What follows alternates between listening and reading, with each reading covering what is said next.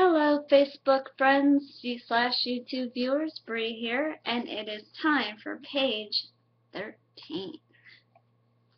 He ran his fingers through her hair and shushed her as he wiped her tear away.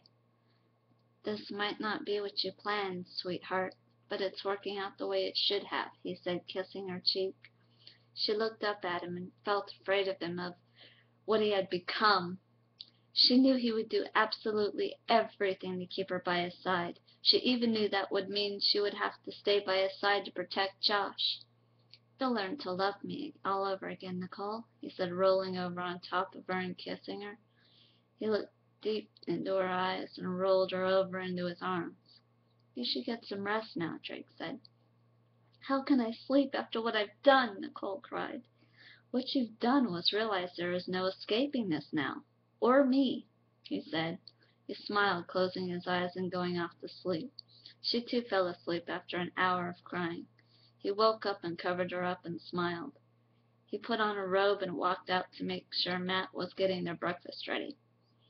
"Are her favorites being cooked?" Drake asked. "Just like you had asked, sir," he smiled. "Very good. I knew you were going to be a good minion for me," he smiled. "How did last night go, sir?" he asked, picking up the tray and handing it to Drake. "Perfectly, and now she really is mine, and now I have a piece of her that solely belongs to only me," he smiled. "You took her virginity," he said. "Yes, now I own her completely," he smiled and walked out with the tray. Matt whistled happily and cleaned up the kitchen. Nicole woke up and saw Drake with their food. "I'm sure you're hungry after last night's festivities," Drake smiled. "Starved," she smiled, and they started eating. He took the drug off the tray and gave her a fix. "Last night meant the world to me, Nicole, as to you," he smiled, putting the tray off to the side. "What do you see for us, Drake?" she wondered.